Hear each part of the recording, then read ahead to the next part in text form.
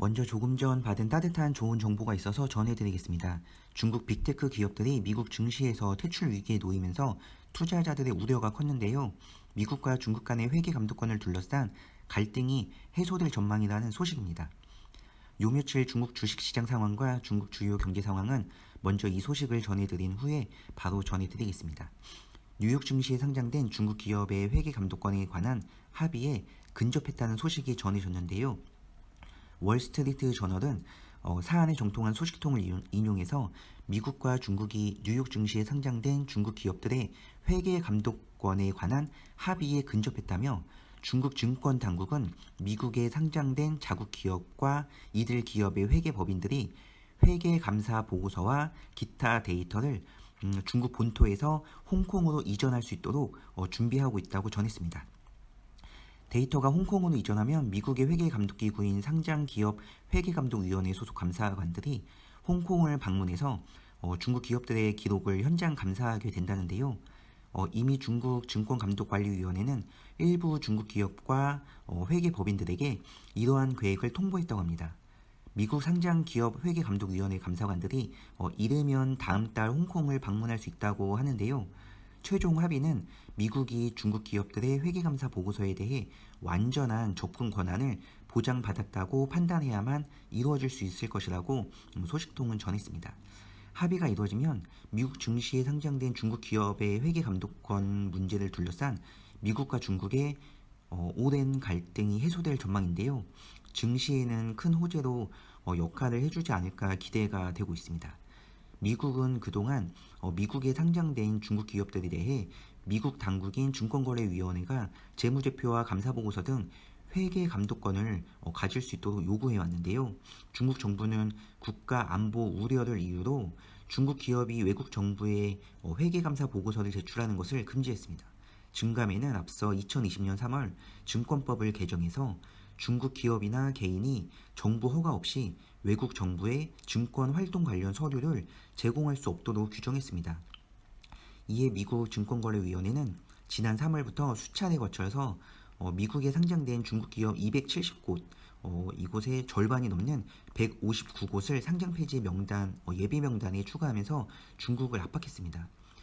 이는 2020년 통과된 미국의 외국기업 문책법상 상장기업회계감독위원회 감사 기준을 3년 연속 충족하지 못하는 외국기업을 증시에서 퇴출하도록 하는 규정에 따른 것인데요.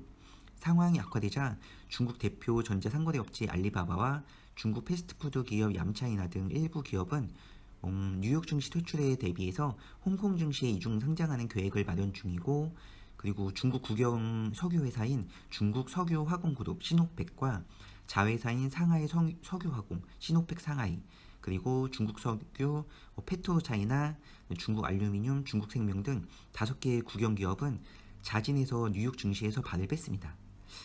관련 소식이 좀 길어졌는데요. 이제부터는 요 며칠 중국 주식시장은 어떻게 움직였고 어떤 악재와 호재가 있었는지, 알고 가야 할 중국 경제 상황은 어떤 게 있는지 지금 바로 전해드리겠습니다. 중국 증시는 사실상 기준금리 역할을 하는 대출 우대금리 LPR 인하 여부에 관심이 쏠렸는데요. 시장 예상대로 인하 발표가 있었고요. 최근 중국 증시는 경기 침체의 우려 속에 혼조세를 보이고 있습니다. 그 와중에 창업한 지수는 나홀로 강세를 보이면서 상승하는 모습을 보여주기도 했는데요.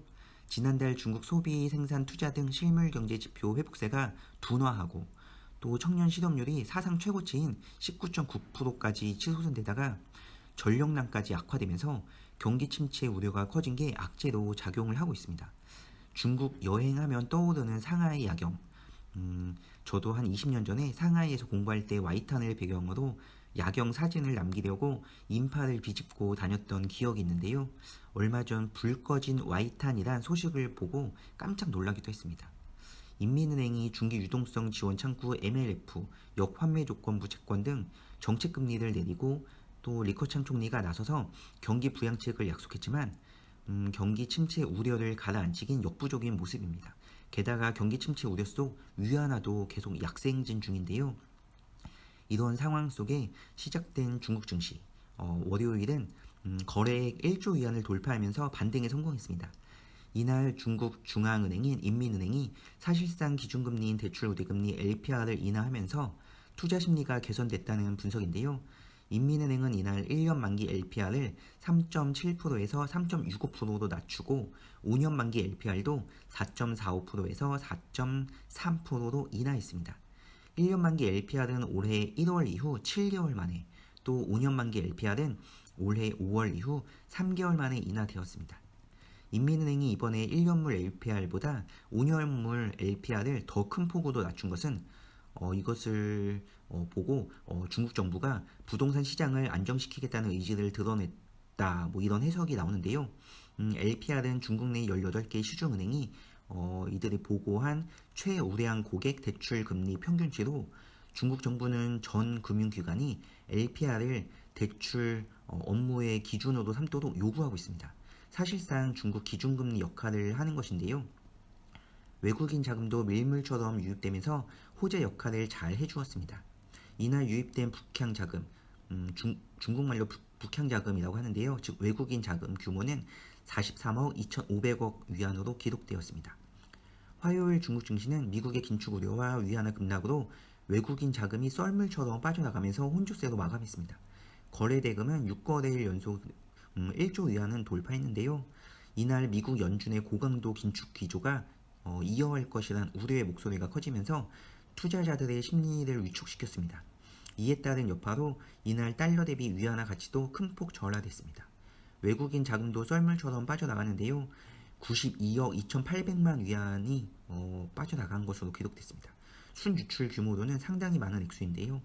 그래도 이날 오전장에 훅 빠져서 중국 투자자들의 불안감도 굉장히 높았습니다. 오후장 시작되면서 다행히 상승 흐름을 보여줘서 안도의 한숨을 내쉰 날이었습니다. 한편 앞서 언급해드린 중국 위안화 가치가 뚝뚝 떨어지고 있는 상황인데요. 2020년 8월 이후 최저치를 기록하고 있습니다.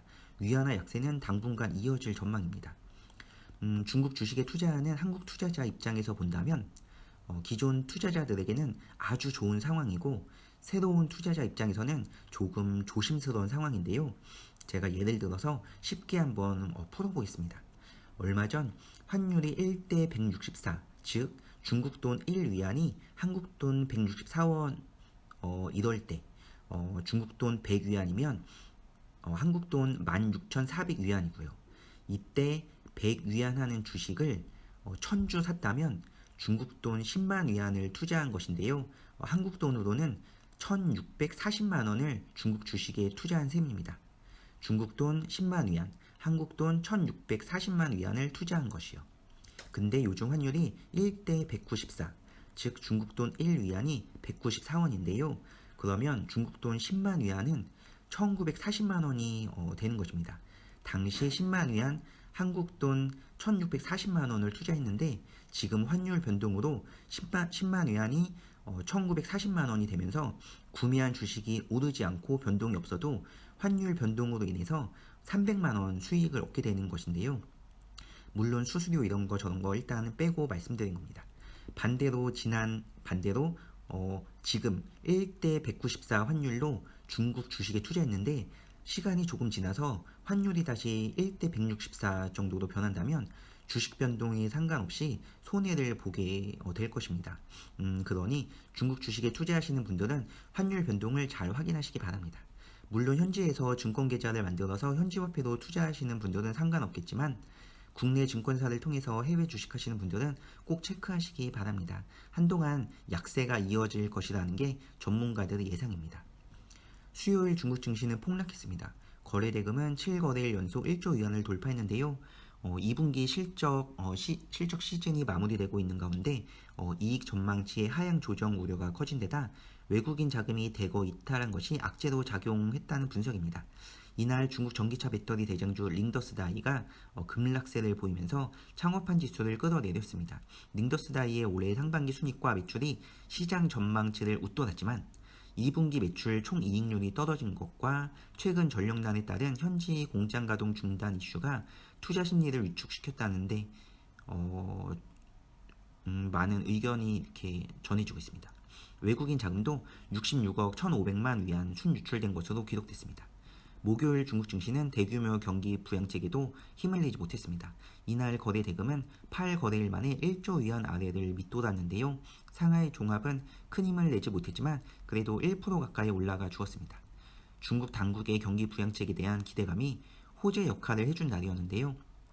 리커창 총리 주재로 열린 국무원 상무회의는 중국 경기가 6월부터 회복세를 보이던 중 암초를 만나 회복 기반이 흔들리고 있다면서 경제를 정상 궤도로 돌려놓는 데 노력하고 적시에 추가 부양책을 실시해서 경제 회복 발전의 기반을 공고히 해야 한다고 강조했습니다.